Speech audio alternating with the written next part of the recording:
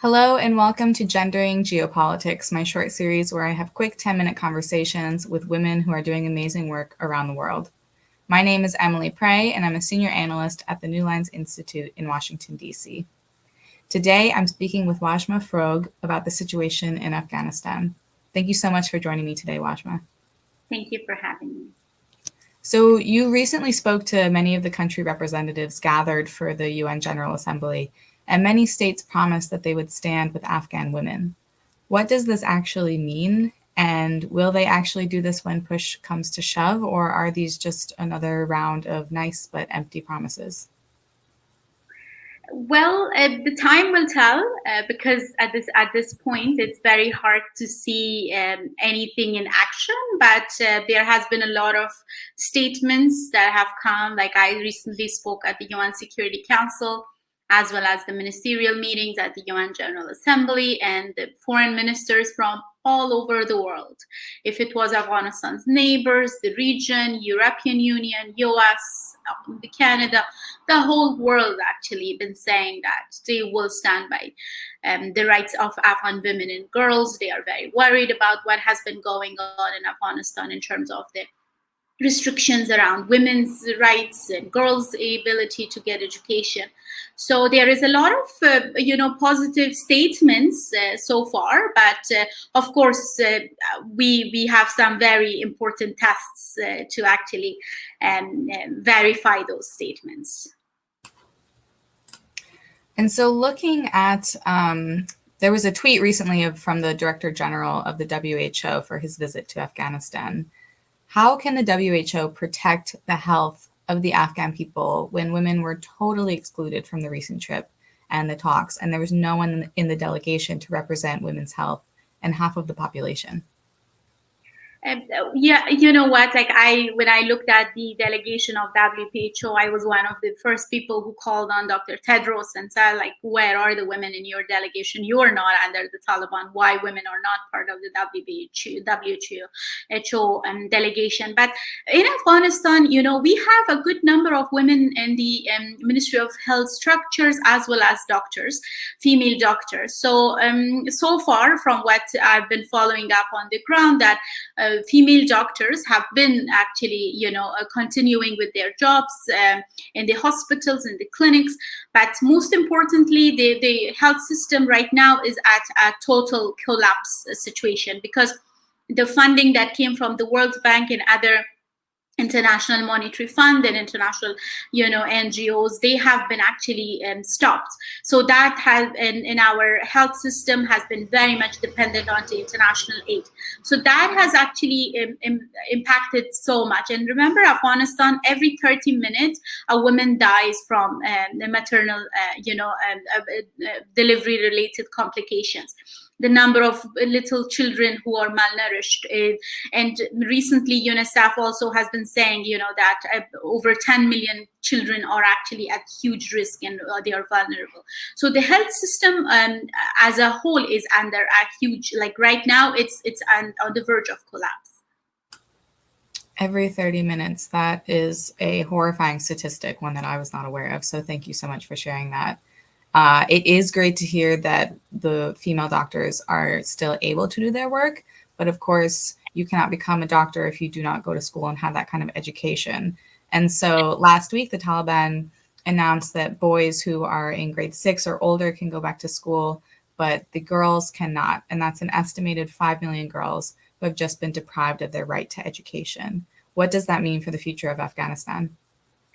Well, it actually means a very dark future because remember the number of young women, girls who have been, you said like 5 million. Yes, that is what is estimated who are being deprived. Of course, the past recent, it hasn't been an easy journey, but this past 20 years, the girls have been able to go to school. The fact that today we have so many women in the health system, for example, doctors, engineers, lawyers, that's because these 20 years, girls went to school and they graduated and they went to university and they became doctors and engineers and lawyers and prosecutors. And so that what we are actually looking at the situation with lots of anxiety is that yes, right now girls from grade 6 to 12 are not able to go to school. And what I'm also hearing is that the boys, even the boys who are going to school, because many women are female teachers, we have 40% of our education staff, which includes the teachers, as women. So they too have been stopped from working. So imagine, like, the boys are also not being able to get proper education because the female teachers are not coming to the boys' schools the way it used to be in at least a month ago. And what is also very much scaring me is that the subjects, like I've been following with so many of my group back in Afghanistan, where I'm being told the boys get 2 subjects, like Islamic education and Quran, not nothing else, not sciences, not chemistry, nothing else. So it's also like that the level and quality of education currently is also being very much compromised. And the recent hirings or appointments at the Kabul University is another illustration that the Taliban do not have any plans for a quality education for Afghan children, both girls and boys. That's incredibly disheartening to hear, and just again goes to show how unprepared the Taliban are to govern a country. You spoke before about the importance of foreign aid. Do you think that the international community should unfreeze foreign aid to help Afghans, even if that means giving those funds to the Taliban and losing that important leverage?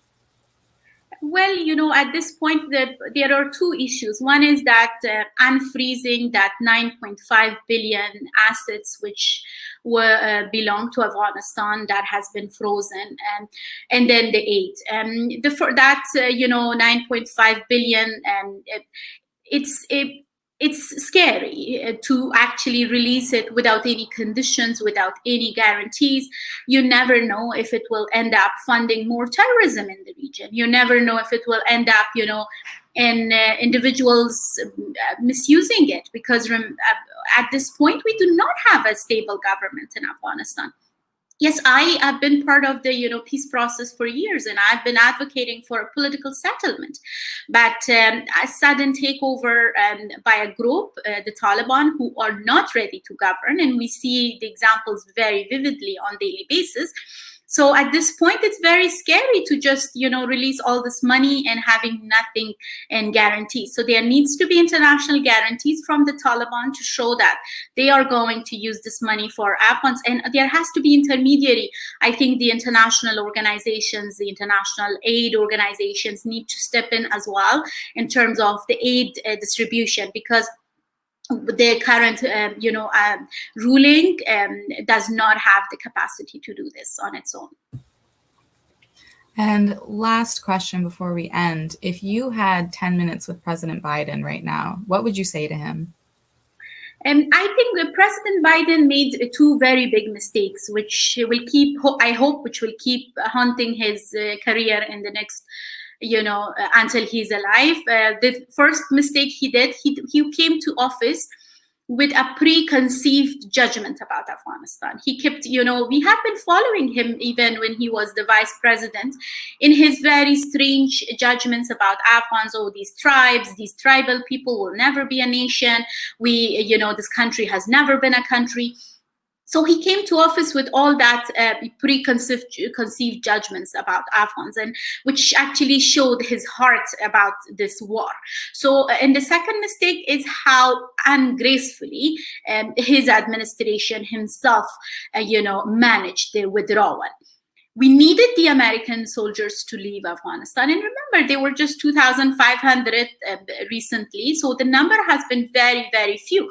We didn't need to lose so many lives. We didn't need to turn, airport or make Afghans, throw themselves from those planes, military planes. So President, I would tell him he has failed both in war and also in peace. So he has, managed the mismanaged his administration, the withdrawal, in a way that Afghanistan is not at peace anymore. It was not at peace before as well, but at least there was, a normal kind of semi-normal life for Afghans. Right now, restaurants are closed, businesses are closed, women in sports are not allowed. Like the people I've been working for years, we keep putting them from one home to another on daily basis to just keep them survive for another day. So what is happening in Afghanistan, of course, the sold out politicians of Afghanistan are responsible, the former leadership, but I also hold President Biden accountable for what has been happening to my people. I think ungraceful is a very kind term to use for what that withdrawal was. But I want to thank you so much, Wazhma, for your time. Thank you for coming on Gendering Geopolitics and sharing your opinions. And it's been really lovely talking to you. Thank you so much. Thank you.